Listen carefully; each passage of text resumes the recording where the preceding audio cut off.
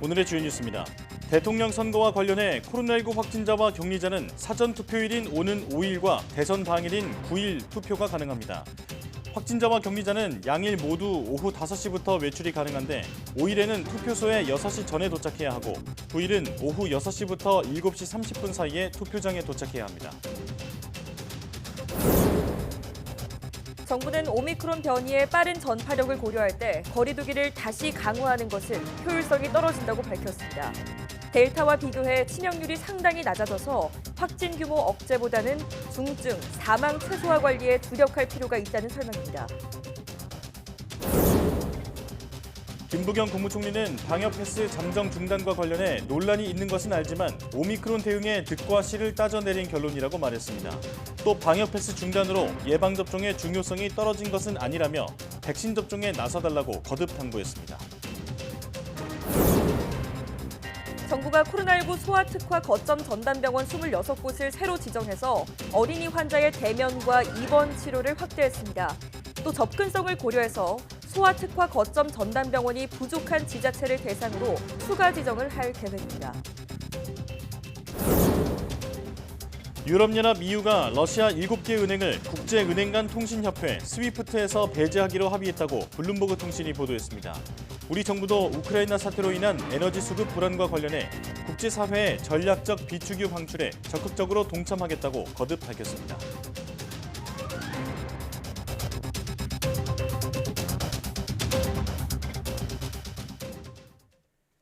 여러분 안녕하십니까? 사이언스 투데이 시작합니다. 코로나19 유행 규모가 22만 명에 육박했지만 정부는 사회적 거리두기 강화에 선을 그었습니다. 중앙재난안전대책본부는 오미크론 변이의 빠른 전파력을 고려할 때 유행 확산 차단을 위해 거리두기를 강화하는 것은 효율성이 떨어진다고 밝혔습니다.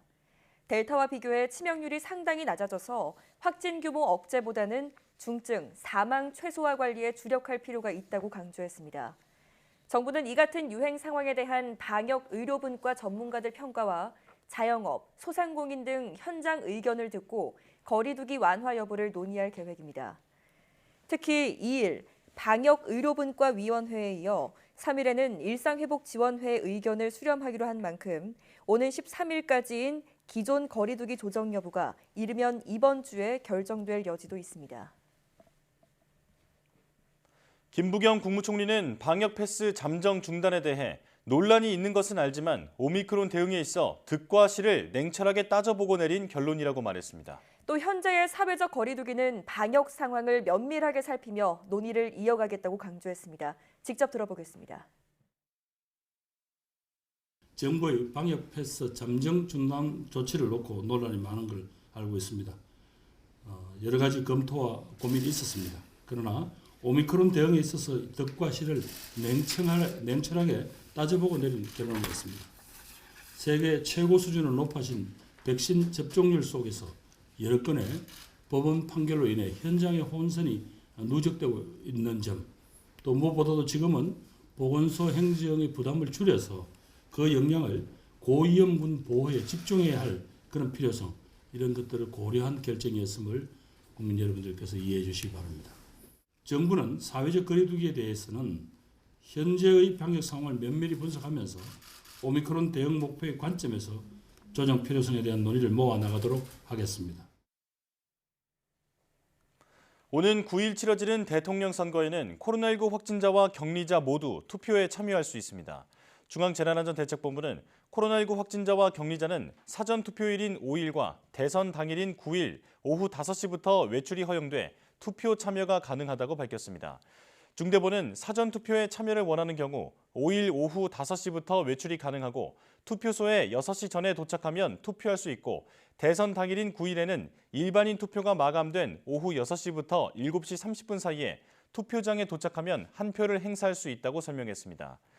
당국은 확진자나 격리자가 투표를 위해 외출할 때 보건용 마스크 착용 등 방역 수칙을 준수하고 신분증과 함께 외출 안내 문자 또는 확진, 격리 통지 문자 등을 투표 사무원에게 제시한 뒤 임시 기표소에서 투표하면 된다고 안내했습니다. 코로나19에 감염된 어린이 환자의 대면 치료나 입원 치료 사각지대 해소를 위해 코로나19 소아특화 거점 전담병원 26곳이 새로 지정됐습니다. 정부는 대한아동병원협회와 협력을 통해 호흡기 전담 클리닉을 운영 중인 아동병원을 중심으로 거점 전담병원으로 지정해 동선 분리 등을 통해 비코로나 소아 환자도 안전하게 진료받을 수 있다고 밝혔습니다. 확보 병상 규모는 1,442개이며 바로 대면 치료와 입원 치료가 가능하도록 신속하게 조치할 예정입니다. 효율적인 운영을 위해 병원 명단은 각 시도 보건소나 병상 배정반과 공유하게 됩니다. 정부는 접근성을 고려해 소아 특화 거점 전담병원이 부족한 지자체를 대상으로 추가 지정을 할 계획입니다. 어린이집에 다니는 영유아와 교직원 등 150만 명에게 자가진단 키트가 무상으로 지원됩니다.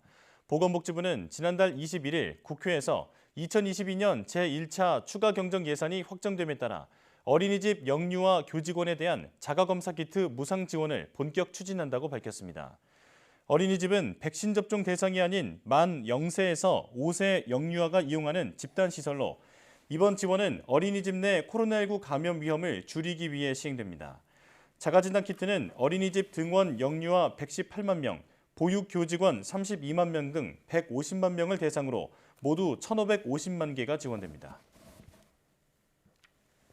먹는 코로나19 치료제인 팍스로비드나 주사용 치료제인 렘데시비르 공급 부족 지적에 방역당국은 물량을 재분배하고 추가 도입을 진행한다고 밝혔습니다.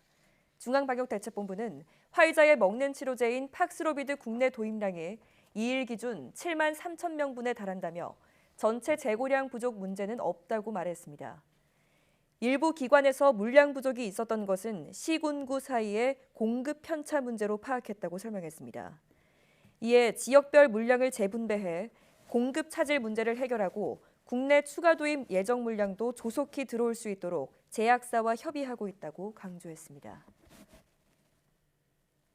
코로나19를 심하게 앓은 확진자일수록 변이 바이러스를 무력화할 수 있는 중화 항체가 오래 지속된다는 연구 결과가 나왔습니다. 서울대병원 감염내과 연구팀은 코로나19 유행 초기에 확진된 환자 16명의 감염 후 12개월까지 중화 능력을 평가한 결과 중증 환자 12명에게서는 델타 변이에 대한 중화 항체가 측정됐으나 무증상 환자에게서는 측정되지 않았다고 밝혔습니다. 연구팀은 중증 환자의 면역 반응이 크더라도 감염 5개월 후부터는 델타 변이에 대한 중화 항체가 줄어든 만큼 재감염 가능성을 배제할 수 없다며 심하게 앓았던 사람도 백신 접종은 필요하다고 덧붙였습니다. 노년기에 심각한 수준의 만성 이명을 앓으면 정신건강을 악화해 전반적인 삶의 질이 크게 떨어진다는 연구 결과가 나왔습니다. 강남 세브란스병원과 차의과대학, 세브란스병원 연구팀은 국민건강영양조사에 참여한 60세 이상, 79세 이하 노년층 5,129명의 이명과 정신건강, 삶의 질 저하 등을 분석한 결과 이러한 사실을 확인했다고 밝혔습니다. 연구팀은 심한 만성 이명을 겪은 그룹은 정상 그룹보다 우울감은 1.7배, 심리적 고통은 1.9배, 자살 생각은 2.5배가 큰 것을 확인했습니다. 또 심한 만성 이명 그룹은 정상보다 운동 능력 저하가 1.8배, 자기관리 능력 저하는 2.1배, 통증 및 불편감이 1.9배 등으로 나타나 삶의 질도 크게 떨어졌습니다. 지난해에 이어 올해도 농산물과 식품 등 대부분의 물가가 크게 오르고 있지만 양파만은 홀로 예외입니다. 네, 양파값이 지난해 대비 80%쯤 폭락해서 농가들은 최근 정부 대책의 보완을 요구하며 항의를 이어가고 있습니다. 김상우 기자입니다. 매서운 추위가 서서히 물러감에 따라 농사준비에 바쁜 농민들이 어찌된 일인지 최근 전남과 제주도 곳곳에 모여 양파밭을 갈아엎었습니다. 트랙터와 예초기 등을 동원해서 수확을 앞둔 멀쩡한 양파들을 잘라내며 폭락한 양파값 대책을 요구하며 시위를 벌였습니다. 오라통이 터집니다. 우리가 애지중지하며 키운 양파를 갈아엎는다는 것은 우리 농민들의 마음이 얼마나 간절한가를 보여주는 것입니다. 농산물과 식품 등 거의 대부분의 물가가 지난해에 이어 올해도 크게 오르고 있지만 양파는 예외입니다. 가격이 1년 전 이맘때에 비해 무려 80%쯤 폭락했습니다. 코로나 사태의 영향으로 학교 급식이 중단된 데다 식당 역시 손님이 줄면서 양파 소비가 급감했고 지난해 중순쯤 생산한 양파 재고가 평년 대비 14% 이상 창고에 쌓여 있기 때문입니다. 특히 해당파 출하 시기여서 양파값은 더 요동칠 것으로 예상됩니다.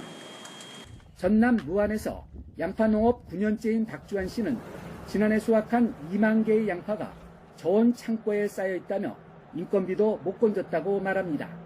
양파 농사 지어가지고 지금 뭐 한 푼도 못 건진 상황이라서 뭐 인건비라든지 뭐 농사 들어간 비용이라든지 저희가 지금 다 안고 있는 거죠. 정부는 최근 40억 원을 투입해서 저장 양파 9,500톤을 시장 격리하는 대책 등을 내놨지만 양파 농가는 충분치 않다는 입장입니다. 농민들이 원하는 가격에 한 50%밖에 안 돼서 농민들이 이 안을 못 받아들이고 있는 겁니다. 가격 폭등과 폭락으로 이어지는 양파 파동은 한두 번이 아닌 상황. 오르면 중국 등에서 수입해서 가격을 잡고 내리면 혈세를 투입해 폐기하는 대책 등의 악순환은 여전히 반복되고 있습니다. YTN 김상호입니다.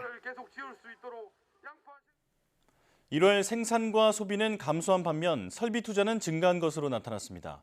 통계청이 발표한 산업활동 동향에 따르면 1월 전산업 생산은 금융보험 등 서비스업이 줄며 전월 대비 0.3% 감소했습니다. 소비를 나타내는 소매 판매는 의복 등 준내구재와 승용차 등 내구재 판매가 모두 줄며 전월 대비 1.9% 감소했습니다. 설비 투자는 선박 등 운송장비 투자가 늘어난 데 힘입어 2.5%가 늘며 3개월 연속 증가세가 이어졌습니다. 현재 경기를 보여주는 동행 순환 변동치는 0.6포인트 상승한 반면 향후 경기를 예측하는 선행 순환 변동치는 0.1포인트 하락했습니다. 지난해 인터넷 뱅킹으로 나간 대출금이 하루 평균 7,500억 원을 넘어선 것으로 나타났습니다. 한국은행에 따르면 지난해 19개 국내 은행과 우체국에 인터넷 뱅킹을 통한 대출 신청 금액은 일평균 7,545억 원으로 2020년보다 56.9% 증가했습니다. 대출 신청 건수는 하루 평균 3만 1,000건으로 전년보다 47.6% 늘었습니다. 이는 지난해 코로나19 확산과 가계대출 급증이 복합적으로 작용한 영향으로 풀이됩니다.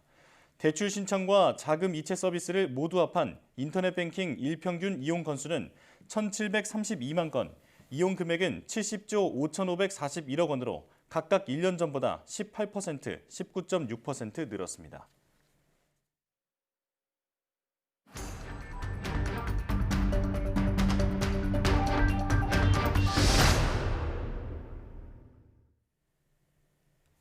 신규 확진자가 하루 사이 8만 명 이상 늘면서 처음으로 20만 명을 넘어 22만 명에 육박했습니다. 하지만 방역 패스가 중단되는 등 방역 관련 정책은 점차 완화하고 있는데요. 자세한 상황 코로나19 브리핑에서 전문가와 함께 알아보겠습니다. 고려대학교 약학대학 김정기 교수 전화로 연결돼 있습니다. 교수님 나와 계시죠? 네, 안녕하세요. 네, 신규 확진자가 22만 명에 육박했습니다. 교수님께서도 지난 시간에 20만 명을 훌쩍 넘어설 거라고 전망하셨는데요. 지금 확산세가 방역 당국의 예상 범위 안에 있다고 볼 수 있을까요? 일단 결론부터 말씀드리면 방역당국 예상 범위를 이미 벗어났다라고 보는 게 타당하지 않을까 이렇게 생각을 하고 있습니다. 예. 말씀하신 것처럼 오늘 신규 확진자 규모가 22만 명 수준을 보이고 있는데요. 보통은 휴일 다음은 진단검사 건수 감소로 신규 확진자 규모가 감소하는 경향을 보였거든요. 네. 그런데 어제는 3.1절 휴일이었음에도 불구하고 오늘 신규 확진자 규모가 전날 대비 8만 명 정도가 증가를 했습니다. 이러한 배경에는 최근 PCR 진단검사 건수가 크게 늘어나면서 검체 채취일 다음 날 바로 결과가 나오는 게 아니고 한 2, 3일 정도 지연되면서 결과가 반영되고 있기 때문이 아닐까 생각을 하고 있거든요. 네. 최근 PCR 진단검사 건수가 크게 늘어서 약 75만 건 정도에 다달했는데 어제는 휴일이었음에도 불구하고 하루 진단 검사량이 100만 건을 넘어섰습니다. 네. 그렇기 때문에 아무래도 이러한 부분들, 그러니까 채 반영되지 않은 확진자 통계가 내일 또 다시 발표될 신규 확진자 규모에 반영이 되지 않을까 생각을 하면서 네. 오늘보다는 내일 신규 확진자가 보다 증가하지 않을까 조심스럽게 예측을 할 수가 있을 것 같고요. 네. 일단 내일 신규 확진자 규모는 차치하고 오늘 발표된 신규 확진자 규모 기준으로 볼 때에도 다음 주 신규 확진자 규모가 3만 명에 근접할 가능성이 상당히 높아 보이거든요. 네. 그렇기 때문에 방역당국이 3월 중순에 정점에 도달을 하면서 당시에 정점에 도달한 신규 확진자 규모가 25만 명 정도로 예측을 하고 있었기 때문에 네. 방역 당국의 예상 범위를 크게 넘어서고 있다 이렇게 볼 수가 있습니다. 네. 자, 확산세는 방역 당국의 예상을 크게 벗어나고 있다라고 말씀을 해주셨는데, 자, 방역 당국이 1, 2주 안에 유행의 정점에 도달할 것으로 전망을 했는데요. 이건 어떻게 보십니까? 이 부분 글쎄요. 지금과 같이 가장 중요한 부분이 일단 지금 지난주까지만 해도 연 몇 주 동안 신규 확진자 규모가 일주일마다 2배씩 증가하는 더블링 현상을 보였거든요. 네. 제가 과거에 신규 확진자 규모가 20만 명 수준에 도달하게 되면 이후에는 더블링까지는 아니고 증가 속도가 다소 둔화하면서 정점을 향해 가는 시기를 거칠 것이다라는 말씀을 드린 적이 있는데 네. 일단 최근 신규 확진자 규모가 제가 말씀드린 20만 명 수준을 보이고 있기 때문에 이제부터는 증가 속도는 다소 둔화된 양상을 보이지 않을까 생각을 하고 있습니다. 예. 근데 한 가지 중요한 부분은 이렇게 됐을 경우에는 아마도 방역당국이 예측하는 것처럼 3월 중순에서 말 사이에 정점에 도달할 걸로 보고 있는데 문제는 최근에 방역 조치가 여러 가지 면에서 크게 완화됐습니다. 네. 일단 뭐 확진자 동거인에 대한 자가격리가 폐지됐고 방역 패스도 중단됐거든요. 네. 이러한 부분에다가 계약이라는 변수가 함께 작용을 하면서 다시 큰 폭의 신규 확진자 증가세를 보일 수도 있지 않을까라는 생각을 하고 있고요. 예. 또 이러한 변수들이 정점에서의 신규 확진자 규모가 증가하는 부분 그리고 정점에 도달하는 시기가 다소 늦춰지는 부분, 정점에 도달한 다음에 감소세가 진행되는 거를 더디게 만들어주는 이런 좀 안 좋은 영향을 미칠 수가 있기 때문에 일단 정점에 도달하는 시기는 아직까지는 그래도 한 3월 중순에서 말 사이가 되지 않을까 저는 개인적으로 생각을 하고 있습니다. 예. 네. 자, 이렇게 확진자 폭증에 따라서 재택치료자도 급증하고 있습니다. 그런데 이 재택치료 중 사망 사례가 연이어서 일어나서 우려가 커지는 상황인데요. 비대면 진료의 한계가 드러났다고 봐야 될까요? 지금 현재 재택치료자 수가 일반관리군과 집중관리군을 합해서 82만 명 수준이거든요. 네. 이 중에 하루 2번 모니터링을 받는 집중관리군도 12만 명 정도의 수준을 보이고 있습니다. 그렇다 보니까 일단은 집중관리군으로 배정돼야 될 환자분들이 일반관리군으로 배정되는 사례가 있지 않을까라는 개인적인 생각이 조심스럽게 있고요. 예. 그렇다 보니까 이 재택치료 중에 제대로 의료적 도움을 못 받는 환자들이 포함되어 있다 이렇게 볼 수가 있습니다. 네. 더군다나 하루 2번 모니터링을 받는 집중관리군 환자도 12만 명 수준으로 굉장히 많다 보니까 연락이 제대로 안 될 경우 이런 경우에 별도의 후속 조치 같은 것들이 제대로 이루어지지가 않고 있습니다. 예. 그러다 보니까 이러하신 분들 중에서 좀 안 좋은 결과가 나타나는 부분이 있다. 그래서 이러한 부분들이 현 재택치료 시스템의 허점으로 드러나고 있지 않나 이렇게 생각을 하고 있는데 네. 중요한 부분은 현재 중환자 병상 가동률이 50%, 준중환자 병상 가동률이 70% 수준을 보이고 있거든요. 준중환자 병상은 거의 포화 수준에 근접했다라고 볼 수가 있고 네. 지금 신규 확진자 규모 증가세로 봤을 때는 한 1, 2주 시차를 두고 병상 가동률이 한계치라고 평가를 받는 70에서 75%에 도달할 수가 있기 때문에 네. 이렇게 되면 재택치료자들 중에 상태가 안 좋아지면서 입원을 해야 되는 분들이 계심에도 불구하고 병상을 찾지 못하는 그러니까 과거 델타 때와 유사한 상황이 발생할 수가 있기 때문에 인적 피해가 더 심각해질 수도 있겠다라는 생각을 가지고 있습니다. 예. 자, 특히나 이번에 그 재택치료 중 숨진 60대 남성이 기저질환도 있었던 고위험군이었거든요. 그런데 팍스로비드 처방을 받지 못해서 일반 감기약으로 버텼다고 합니다. 의사협회에서는 팍스로비드의 투약 연령 제한을 없애고 의사 재량에 맡겨야 한다고 주장했는데 이 부분은 어떻게 생각하십니까? 기본적으로는 의사협회에서 제한하는 것처럼 허가사항에 준해서 투약 연령대를 설정하는 즉 투약 연령대 제한을 없애고 의사 재량에 맡기는 게 맞습니다. 근데 문제는 물량이다라고 볼 수가 있는데요. 네. 정부가 화이자 측하고 계약한 물량이 약 76만 명 정도 분이 되거든요. 네. 이 중에서 국내에 도입된 물량이 계약 물량의 10%가 채 안 되는 약 7만여 명분 정도밖에 안 됩니다. 그리고 최근 팍스로비드 처방건에 대한 보도자료를 보면 지난 17일 기준으로 팍스로비드 누적 처방건이 8,900여 건이었는데 일주일 만에 24일 기준으로 볼 때에는 2배 정도가 증가를 했습니다.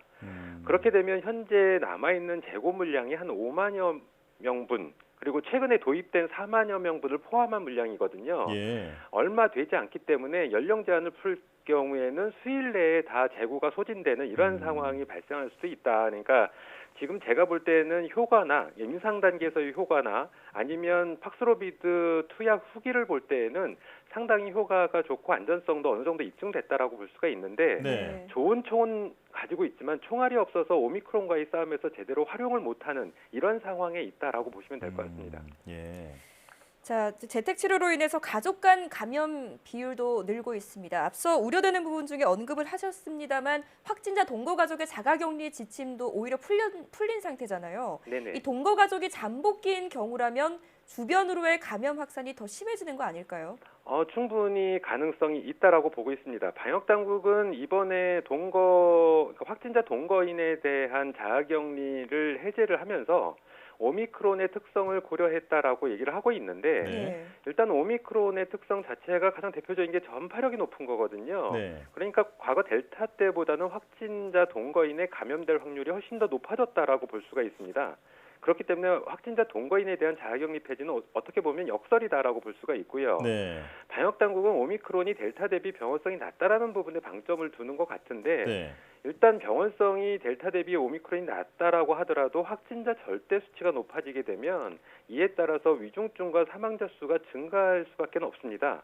그리고 오미크론 정점 전후 2에서 3주 사이에는 위중증 환자가 급증을 하게 되면서 의료 시스템 자체가 마비가 될 가능성이 상당히 높거든요. 네. 그렇기 때문에 이러한 조치는 상당히 좀 위험해 보인다라고 할 수가 있습니다. 예. 자, 지금 방역 패스 중단과 그리고 동거인 격리 해제 뭐 이런 여러 가지 그 방역이 완화되고 있는 흐름이 있는데요. 아직 이번 대유행의 정점도 오지 않은 상황에서 이렇게 방역을 푸는 것이 위험하지 않느냐 이런 지적이 있습니다. 이 부분은 어떻게 보십니까? 맞습니다. 지금 단계에서 지금 사회적 거리두기에 대한 부분도 완화의 가능성을 좀 시사를 하고 있거든요. 예. 뭐 사회적 거리두기는 차치하고 일단 이미 시행된 방역 패스 중단이라든가 확진자 동거인 자가격리 해제도 너무 성급한 방역 조치 완화다라고 볼 수가 있고요. 네. 더군다나 여기에 마스크 빼놓고는 마지막 어떻게 보면 감염을 통제할 수 있는 수단인 사회적 거리두기까지 완화 내지는 폐지를 할 경우에는 앞서도 말씀드린 것처럼 정점에서의 신규 확진자 규모가 크게 급증할 수가 있습니다. 예. 그리고 정점에서의 유지되는 기간이 상당히 지연될 수가 있기 때문에 이 부분은 고스란히 인적 피해로 이어질 수밖에 없다. 그렇기 때문에 지금 단계에서의 이런 방역 조치 완화는 적절치 않고 사실상 정점에 도달하고 이후에 감소세를 보일 때 서서히 우리가 풀어나가야 되는 그런 방역 조치 완화인데 네. 너무 급격하게 한꺼번에 지금 완화를 하고 있다라는 생각을 가지고 있습니다. 예. 자, 한 가지 더 우려되는 상황은 지금 3월을 맞아서 모든 학교가 개학을 했지 않습니까? 네네. 등교 전에 자가 검사도 이제 권고 사항인데다가 동거 가족이 확진이 돼도 등교가 가능해진 만큼 결국 학교 자체 방역으로 바꿨다고 봐야 할 텐데요. 교사 업무 부담도 클 테고 또 학부모들 입장에서도 불안할 것 같은데 이 현 상황에서는 불가피한 조치일까요? 사실 최근 방역 당국의 일련의 조치들은 제 개인적으로 볼 때는 방역 포기가 아닐까라는 생각을 가지고 있거든요. 네. 이러한 상황에서 방역 당국도 사실상 적극적으로 방역 관리를 하고 있지 않은데 이러한 방역 관리를 학교에서 스스로 자체 방역을 하라는 거는 이거는 말이 안 되는 조치다라고 할 수가 있고 예. 사실상 학교에서 할 수 있는 조치들이 거의 없습니다. 네. 단지 그간 해오던 것처럼 학생들이 마스크 착용을 잘 하고 있는지 손 소독을 하는지 환경 소독을 하는 부분 이런 부분들밖에는 사실상 없기 때문에 제가 보기에는 백신 접종이 이루어지지 않은 연령대를 포함하고 있는 유치원 초등학교에 대한 지금의 방역 관리는 사실상 방치다라고 생각을 하고 있고요. 네. 물론 아무리 소아청소년에서의 병원성이 성인 대비 낮다라고 하더라도 감염이 급증했을 때는 사회적 혼란과 불안을 야기할 가능성이 상당히 높아 보이고 소아청소년 입원율도 급증할 가능성이 있기 때문에 이렇게 방역 관리를 안 하는 부분은 상당히 위험해 보인다라고 볼 수가 있습니다. 예, 이 학교 방침에 대해서는 방역 포기에 가깝다 이렇게 말씀해 주셨는데 자 이런 가운데 5살에서 11살 어린이 대상 화이자 백신이 허가돼서 이달 중으로 접종 계획이 나올 것으로 보입니다. 그런데 현재 유일하게 어린이 백신을 접종 중인 미국에서 감염 예방 효과가 거의 없다는 분석이 나왔거든요. 그렇다면 맞아도 효과가 별로 없다면 부모님들이 굳이 아이에게 백신을 맞히지 않으려고 할 것 같은데 접종률을 끌어올리려면 어떻게 해야 할까요? 이 부분은 일단 가장 중요한 부분이 백신의 안전성하고 효능도 물론 중요하지만 안전성이 무엇보다 중요하거든요. 네. 근데 지금 접종 허가가 되어 있는 화이자 백신 같은 경우에는 기존의 플랫폼 대비 안전성 부분에 있어서 논란이 많기 때문에 그래서 낮은 연령대의 아이들에게 부모들이 접종하는 것을 꺼려하는 상황이 분명히 있습니다. 네. 만약에 효과도 지금 말씀하신 것처럼 최근 미국 데이터가 5세에서 11세 같은 경우에는 감염 예방 효과가 한 달 정도 2차 접종 후에 한 달 정도 지나면 12%까지 감소한다라고 얘기를 하고 있거든요. 예. 이러한 상황이다 보니까 굳이 맞아야 되느냐라는 부분이 또 하나 제기가 될 수가 있는데 일단 제가 보기에는 화이자 백신 물론 이렇게 해서 아이들을 보호하는 것도 중요하지만 안전성이 확보된 백신으로 접종을 시도하는 게 가장 중요하다. 근데 반면에는 5세에서 11세 연령 또는 그 이상의 연령대의 소아청소년들도 마찬가지긴 합니다만 일단 이 연령대에서 기저질환이 있는 아이들이 접종을 원하는 아이들이 맞을 수 있게 해줄 수 있다라는 측면에서는 허가가 의미가 있다. 근데 아무래도 수용성은 상당히 떨어질 거다 이렇게는 보고 있습니다. 네. 말씀하신 안전성을 확보한 접종 계획이 마련되기 바랍니다. 여기까지 듣겠습니다. 지금까지 고려대학교 약학대학 김정기 교수와 함께했습니다. 교수님 잘 들었습니다. 네, 감사합니다.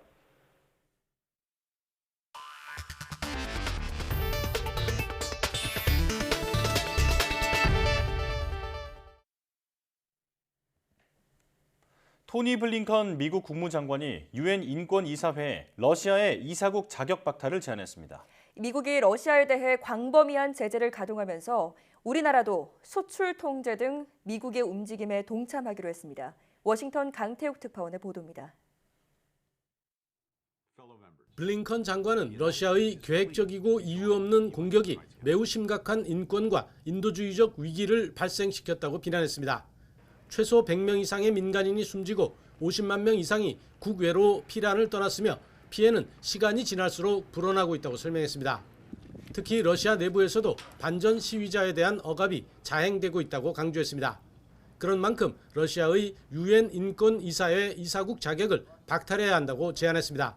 One can reasonably ask whether a UN member state that tries to take over another UN member state while committing horrific human rights abuses and causing massive humanitarian suffering should be allowed to remain on this council.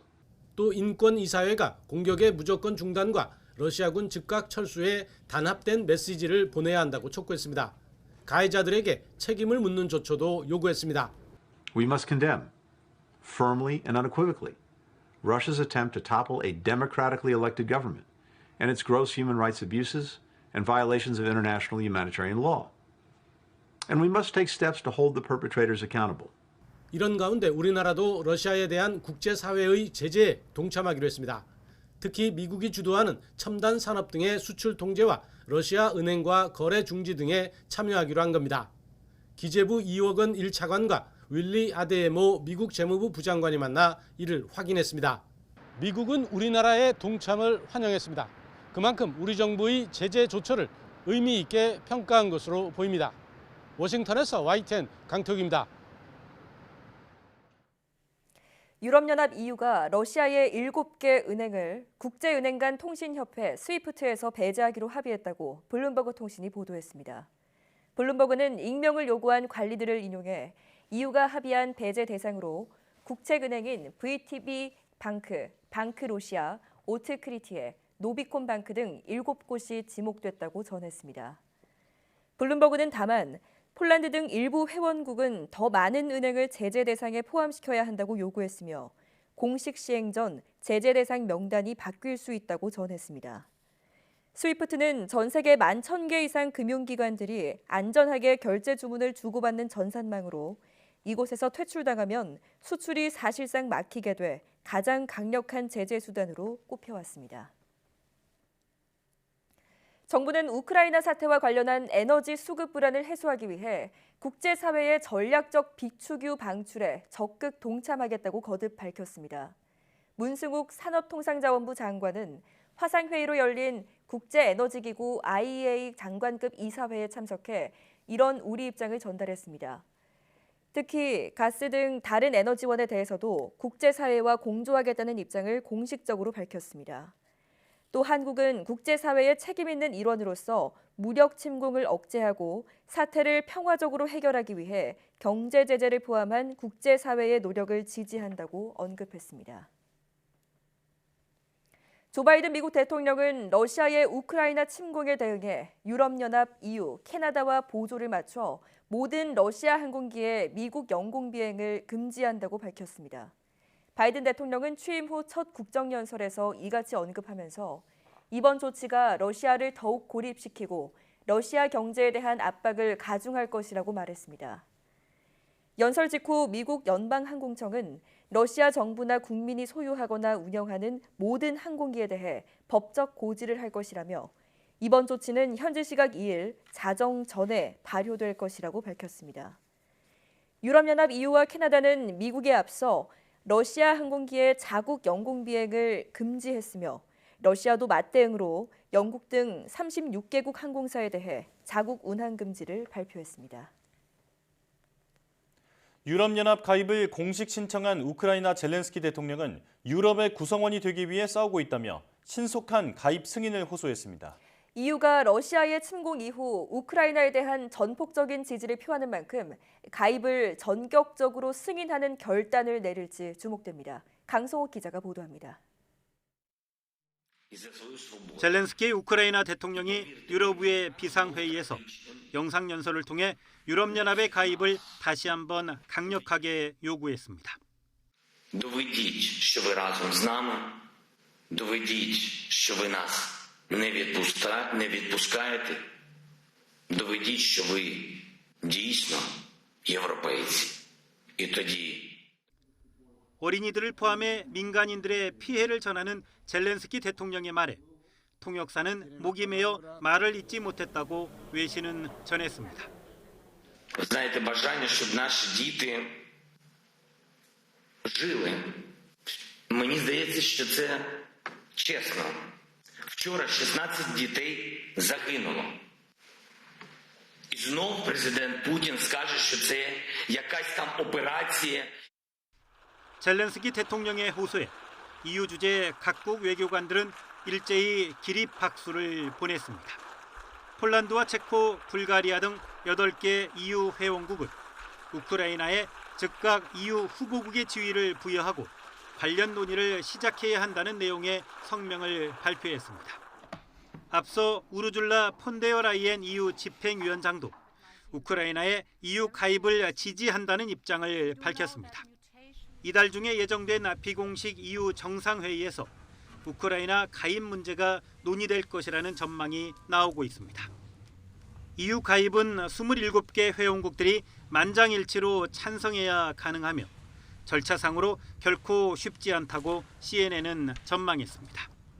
1991년 소련 연방이 해체되고 우크라이나가 친서방 정권으로 바뀐 이후 우크라이나는 북대서양 조약기구 나토와 EU 가입을 추진해 왔지만 아직까지 받아들여지지 않고 있습니다.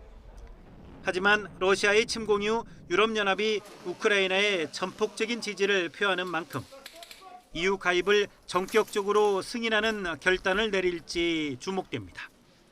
YTN 강성욱입니다. 세계은행과 국제통화기금 IMF가 러시아 침공으로 어려움을 겪고 있는 우크라이나에 30억 달러, 우리 돈으로 3조 6천억 원 규모의 패키지 자금 지원을 준비하고 있다고 발표했습니다. 데이비드 멜페스 세계은행 총재와 크리스탈리나 게오르기에바 IMF 총재는 공동 성명을 내고 이같이 밝혔습니다. 세계은행과 IMF는 최소 3억 5천만 달러의 긴급 자금은 이사회 승인을 위해 이번 주 제출되고 건강과 교육 지원 자금 2억 달러도 이후 제출될 것이라며 몇 개월 안에 지원이 이뤄질 것이라고 설명했습니다.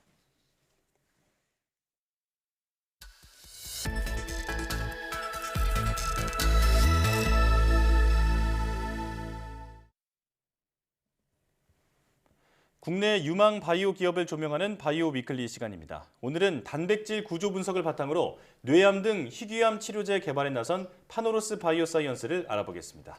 네, 파노로스 바이오사이언스 최수진 대표이사와 이 회사를 취재한 이성규 기자 스튜디오에 나와 계십니다. 두 분 모두 어서 오십시오.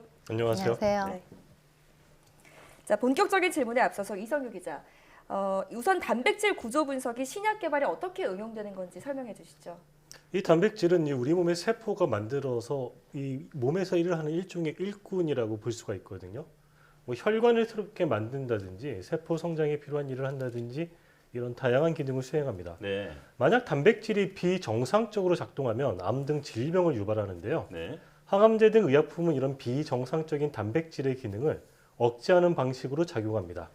이 비정상적인 단백질의 기능을 억제하기 위해서는 기본적으로 단백질 구조를 분석하는 게 필요하겠죠. 네. 예를 들면 암을 일으키는 비정상적인 단백질의 구조를 정확히 알아야 이에 맞춰서 신약 개발을 설계할 수가 있는 겁니다. 네, 이 지피지기면 백전불태다 이런 말이 있는데 딱 그 말인 것 같습니다. 자, 그럼 이제 대표님께 질문 드리겠습니다. 파노로스 바이오사이언스는 단백질 구조 분석 전문 업체인데요. 우선 파노로스가 무슨 뜻인지 궁금하거든요. 직접 사명 설명해 주시죠. 네, 파노로스는 전체 완전을 의미하는 그리스의 판이라는 말과 치유라는 뜻을 가진 홀로스의 합성어입니다. 즉 완전한 치료제를 개발해보자 이런 뜻입니다. 네. 그리고 또한 이걸 목표로 해서 회사의 비전은 Realize Your Inspiration for Patient입니다. 즉 임직원들의 뛰어난 그런 아이디어와 영감을 가지고 질병으로 고통받는 환자들의 삶을 개선하자는 것이 저희 전 직원의 비전입니다. 그렇군요. 네. 대표님, 이 암세포가 성장을 하려면 새롭게 혈관을 생성을 하잖아요. 이 혈관 생성이라는 게 무엇이며 또 암세포의 성장과는 어떤 연관성이 있는 건가요? 네, 당연히 암이 자라고 종양의 성장을 위해서는 영양분이 필요한데요.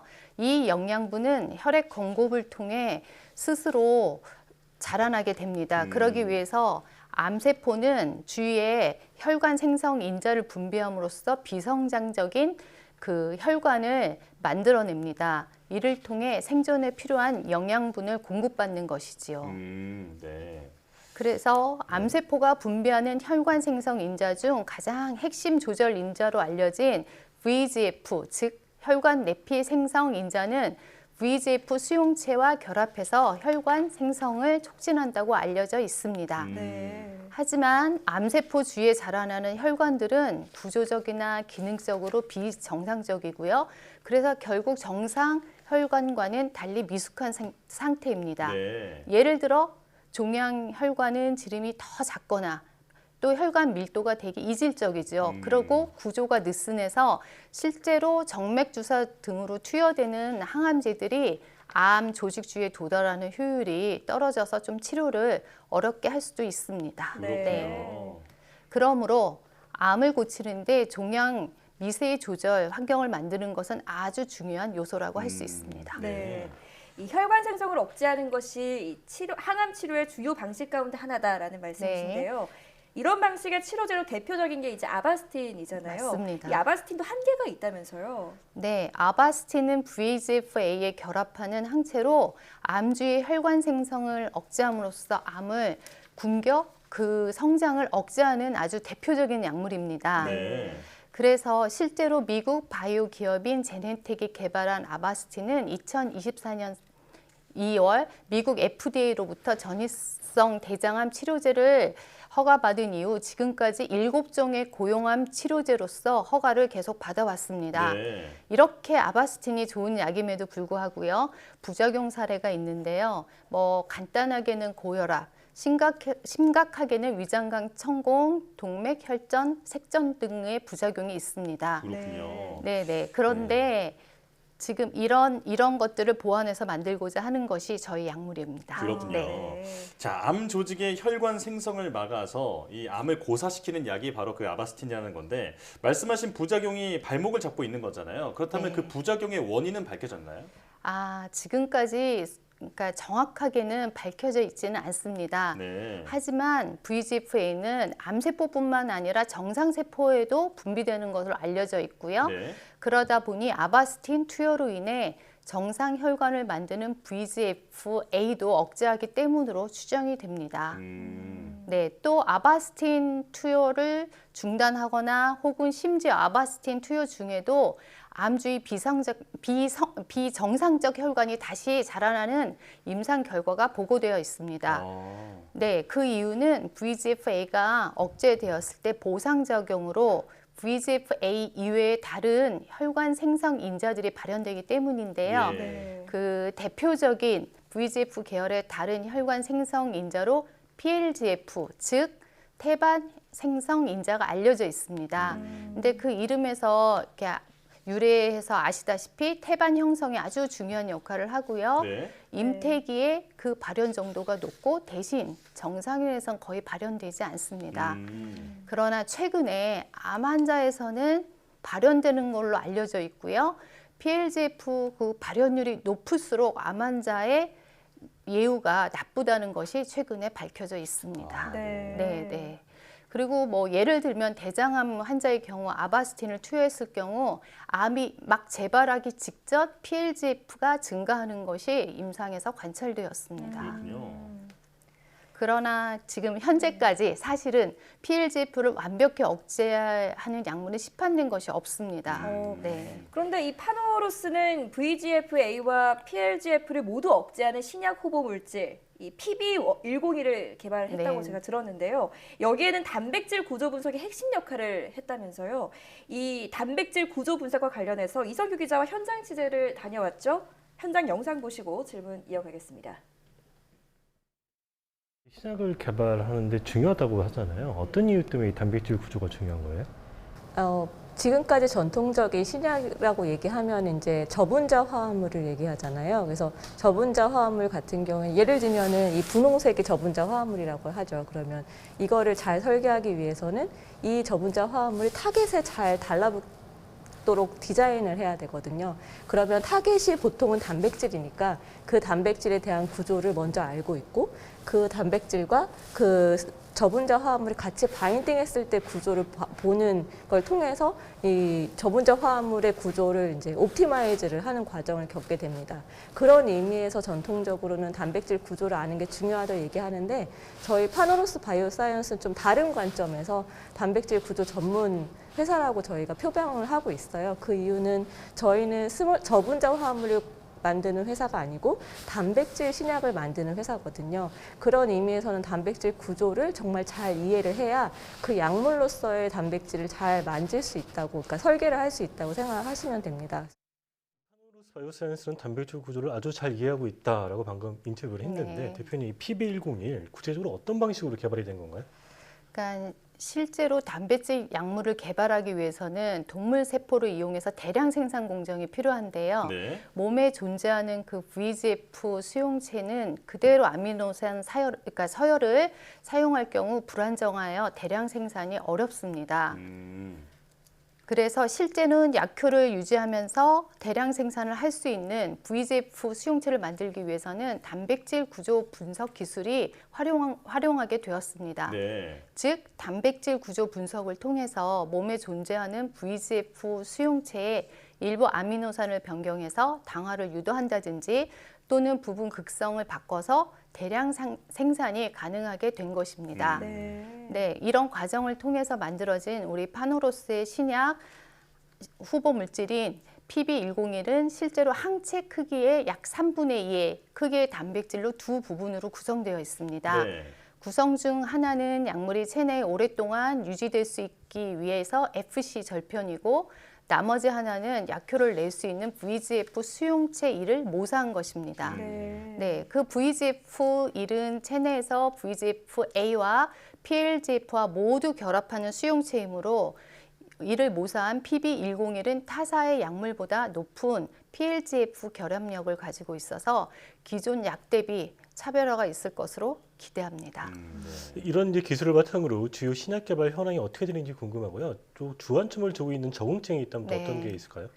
지금 현재 개발 단계로 가장 앞서 나가고 있는 파이프라인은 앞서 말씀드린 PB101로 대량 생산을 위한 공정 확립과 임상 실효 생산을 완료하였습니다. 네. 그리고 현재 비임상 독성 시험을 마무리하고 있는 단계입니다. 그리고 후보 물질 이 PB101을 기반으로 우에 C 말단이나 M 말단에 표적 항암제나 면역 항암제 서열을 붙임으로써 이중 또 삼중, 요즘 가장 핫한 그런 표적 물질들과 함께 결합해서 할 수 있는 연구를 진행하고 있습니다. 네, 또한 PB101은 VEGF뿐만 아니라 아까 말씀드린 대로 PLGF까지 억제가 가능해서 다양한 고형암에 적용 가능할 것이라 기대합니다. 네. 결국 궁극적으로 저희가 추구하는 목표는 아바스틴이 지금까지 허가받은 7개의 고형암뿐만 아니라 허가받지 못한 유방암, 위암까지 좀 확장하고자 하는 것을 희망하고 있고요. 또 더 중요한 PLGF 발현율이 높은 희귀암인 교모세포종, 간내담도암, 췌장 내분비암에 대한 가능성도 검증하고 있습니다. 예. 보통 그렇게 희귀암을 먼저 접근을 한 대부분의 모든 회사들이 하고 있는데 그 이유는 미국 FDA 우선 심사 제도를 활용해서 개발 기간을 단축할 수 있다는 장점이 있기 때문입니다. 네. 자, 방금 그 개발 중인 신약 후보 물질 PB101을 기반으로 위쪽이나 아래쪽에 이 약을 붙여서 이중 표적 그리고 삼중 표적 물질을 이제 개발하고 계시다라고 설명을 해주셨는데요. 자, 관련해서 이성규 기자의 현장 취재 영상을 보고 대담 이어가겠습니다. 이 알파 ART가 플랫폼이잖아요. 여기다 이제 하나도 붙일 수 있고 2개도 붙일 수 있고 그렇잖아요. 이거 어떻게 붙이는 건가요? 이게 이제 원래 기본 저희 그 PB101에 대한 알파아트 기본 모델이거든요. 그런데 저희가 지금 여기에서 이제 저희가 타겟으로 하고 있는 이제 VEGF가 여기에 이제 바인딩을 하고 있는 모델이에요. 근데 이제 여기에 이거에다가 이제 저희가 그 약 개발을 위해 가지고서 이제 다른 타겟들에 대한 거를 갖다 잡기 위해서 엔텀 쪽 여기 위쪽에다가도 붙일 수가 있어요. 그리고 아래쪽에다가도 붙일 수가 있어요. 그래서 보시면 위쪽에다 하면 이렇게 붙이고 아래쪽에다가는 이렇게 붙일 수가 있어요. 저희가 이제 디자인을 해가지고서 여기에는 이제 기존에 알려져 있는 약들을 갖다가 붙일 수도 있고 항체에 대한 그 SCFV 같은 것들 이제 그리고 C터미널 쪽에도 마찬가지입니다. 그래서 이거를 다 저희가 이제 연결할 수 있게끔 링커라든가 이런 것들을 다 고안을 해서 만들어 놨어요. 그래가지고 저희가 이제 세포 배양할 적에 그 유전자를 갖다가 저희가 제조해 놔가지고 세포 배양서부터 해서 정제를 해가지고 뽑아내는 거죠. 네, 단백질 구조를 분석해서 희귀암 치료제를 개발하고 있는 그 소식을 알아봤는데요. 자, 희귀암을 극복하는 날을 앞당겨 주시길 부탁드리겠습니다. 네, 지금까지 파노러스 바이오사이언스 최수진 대표 그리고 이성규 기자와 함께했습니다. 고맙습니다. 네, 감사합니다.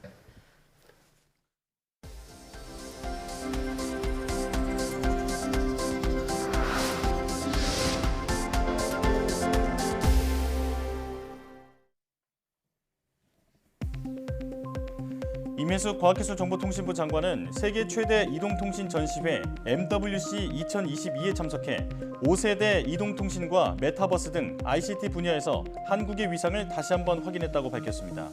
임 장관은 올해 MWC에서 모바일 부문의 미래 전망이라는 주제로 하는 장관 프로그램에 기조 연설자로 올라 5G 기술을 선도한 한국의 성과를 공유했습니다. 임 장관은 디지털 뉴딜 정책을 통해 인구 밀도가 낮은 농어촌 지역에서도 5G 서비스를 이용할 수 있도록 통신 3사가 네트워크를 공동으로 사용하게 한 정부 합의 사례를 소개했습니다. 이달의 과학기술인상 3월 수상자로 조승우 연세대 생명공학과 교수가 선정됐습니다. 조 교수는 줄기세포와 조직공학을 기반으로 인공뇌를 구현하고 혈뇌 장벽을 모사한 장기칩을 개발해 난치성 뇌질환 연구의 지평을 넓힌 공로를 인정받았습니다. 이달의 과학기술인상은 우수한 연구개발 성과로 과학기술 발전에 공헌한 연구자를 매달 선정해주는 상으로 수상자에게는 과학기술정보통신부 장관상과 상금 1,000만 원이 수여됩니다. 국내 연구진이 사람의 질병을 정확하게 모사할 수 있도록 동물 모델의 유전자를 선택하는 기술을 개발했습니다. 포스텍 김상욱 교수팀은 사람과 쥐 모델에서 관찰된 질병 증상 빅데이터를 분석한 결과 유전자 조절 네트워크와 유전체 발현량을 비교해 사람의 질병을 더 정확하게 모사하는 동물 모델 선택 기술을 개발했다고 밝혔습니다. 연구팀은 개발한 기술을 이용하면 질병 동물 모델을 만들기 전에 실패와 성공을 예측할 수 있으며 질병 메커니즘을 더 정확히 이해해 신약 개발에 도움을 줄 수 있다고 설명했습니다. 한국에너지공과대학교 켄텍이 첫 입학생을 맞고 본격적인 운영에 들어갔습니다. 켄텍은 2일 오전 전남 나주혁신도시 캠퍼스에서 제1회 신입생 입학식을 진행하고 학사 운영을 시작했다고 밝혔습니다. 윤의준 초대 총장은 입학식에서 단순 지식 전달을 탈피한 학생 중심 학습과 에너지 신기술 개발을 주도하는 창의 융합적 연구를 통해 글로벌 에너지 리더를 양성하고자 한다고 말했습니다. 켄텍은 세계 최초의 에너지 특화 대학으로 2017년 국정운영 5개년 계획 반영 후 5년 만에 개교했으며 학부 400명, 대학원생 600명 규모로 운영됩니다.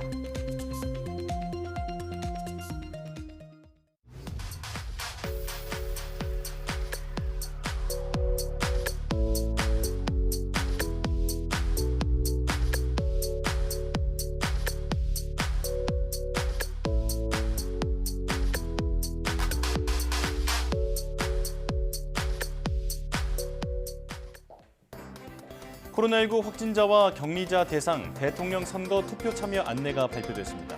사전 투표일인 5일과 대선 당일인 9일 모두 오후 5시부터 외출이 가능하고 5일에는 오후 6시, 9일에는 오후 6시에서 7시 30분 사이 투표장에 도착하면 투표할 수 있습니다. 지켜야 할 방역수칙과 일정 잘 기억하셔서 소중한 한 표를 꼭 행사하시기 바랍니다. 사이언스투데이 마칩니다. 여러분 고맙습니다.